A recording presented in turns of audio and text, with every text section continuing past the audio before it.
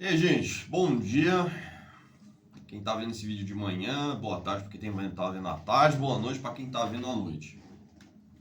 Hoje eu vou pegar um assunto bem sério e ele vem do lado internacional, né? Com tudo que está acontecendo no Brasil, talvez as pessoas até pararam de acompanhar, não estou vendo muita coisa sendo falado nos noticiários brasileiros sobre o caso do P. Diddy, né? Que está preso nos Estados Unidos por todas as festanças e, né, as supostas ligações de envolvimento com tráfico, morte, prostituição, toda aquela coisa que está acontecendo, né? Para quem não conhece, ele é um magnata da indústria musical lá nos Estados Unidos e durante acho que anos 80, 90 tal, o cara dava com umas festas loucas, enfim, acontecia de tudo nessas festas, né? Inclusive os nomes aí que estão envolvidos são grandes artistas, né, de Hollywood, atores, cantores e tudo mais. Só que não é sobre ele que eu quero falar, né? Eu tenho acompanhado o caso, mais ou menos assim por cima, né? Tenho acompanhado assim, não vou falar aqui de perto, mas ontem eu vi um aspecto, né, do caso que me chamou a atenção. E o aspecto é o seguinte: uma das principais testemunhas, né, do caso dele é a namorada, né?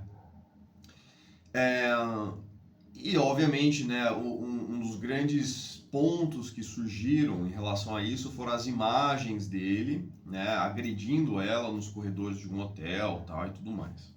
Então ficou muito óbvio, você fala, pô, né, não tem nem dúvida de que o cara é uma pessoa ruim.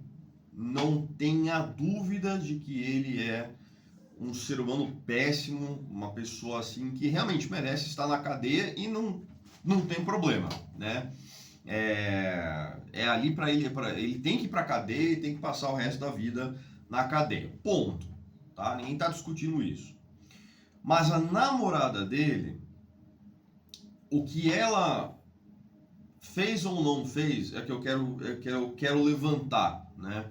Porque assim, a defesa dele alegou e mostrou, né, que a namorada dele permitiu e até incentivou algumas atitudes dele. E foram mostrados prints, né, de conversa entre os dois. E nesses prints, ela afirmava que ela estava, né, pronta para festejar com ele. Tem até uma mensagem onde ela fala: pena que a gente não conseguiu dar mais uma daquelas suas festas antes de você viajar e tal e tudo mais. Então, assim, ela estava habilitando ele a ser quem ele era, né? Ela estava promovendo, ela estava encorajando as atitudes dele, né? Eu sei que isso é meio controverso, tal, mas na conversa ela mostra que ela estava disposta a estar nessas festas e meio que estava ok com sofrer os abusos que aconteciam nessas festas, né? Então isso, o ponto que é assim, lógico que tem que ter muito mais contexto para entender, mas o que eu quero dizer é o seguinte: quando você está num relacionamento tóxico, seja lá qual lado for, se você é uma mulher num relacionamento tóxico com um homem ou vice-versa, tá? E eu vou falar de experiência tanto minha quanto de muitas pessoas que eu conheço que já estiveram em relações tóxicas pelo sendo o homem e o tóxico ser a mulher, tá? Eu já passei por isso pessoalmente e muitos dos meus amigos e até familiares já passaram sim, né? Porque a gente acha que é muito mais proporcional ao homem ser tóxico e a mulher sofrer, mas isso acontece para os dois lados, tá? Então é algo muito sério. Então a primeira coisa é: se você está num relacionamento tóxico, se está acontecendo alguma forma de abuso, você tem que cair fora. Não adianta você tentar se convencer de que você é a pessoa que vai mudar aquele ser humano, seja lá qual for, né? Você pode tentar ajudar no começo, quando você ainda talvez esteja percebendo algumas bandeirinhas vermelhas, e você fala, vamos tentar resolver. Mas chega num ponto que você fala, cai fora. E isso é uma coisa que, entre homens e mulheres, os homens têm muito mais facilidade de fazer. De chegar e falar, não tá dando, tá tóxico, não é saudável isso aqui, tô fora. Ele analisa friamente e fim, tá? A maioria dos caras que eu conheço que tiverem relações abusivas, relações tóxicas com mulheres, chega um ponto que é assim, cortou, acabou, né? As mulheres, por outro lado, elas penduram mais no relacionamento. Elas tentam ao todo, por questões sentimentais, eu até entendo. Mas o que não pode fazer, de forma alguma, é habilitar a pessoa a continuar como a namorada do P. Diddy fez, trocando mensagens com ele, né? Ela permitiu que ele continuasse, ela meio que deu a entender que tá tudo bem o que você tá fazendo. Quando você manda mensagens assim, tipo, queria, né, queria poder participar de mais festas e participar de todas essas loucuras e aquele comportamento, né? Isso não pode. Se você faz isso, não adianta depois de 5, 10 anos você vir e falar, eu estava num relacionamento abusivo. Você permitiu, você deu continuidade. Entendeu? Então você tem parte da culpa. A partir do momento, né, você é cúmplice. Se você sabe que alguém matou uma outra pessoa e não fala nada, tenta ajudar a pessoa a cobertar o crime, você é cúmplice. Se você passou a mãozinha na cabeça, fala, não, tá tudo bem, só foi um erro, né, não vai acontecer de novo, você é cúmplice. Isso precisa ser entendido.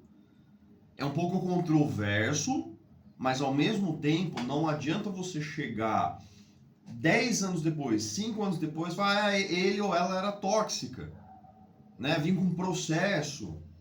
Pô, você estava permitindo.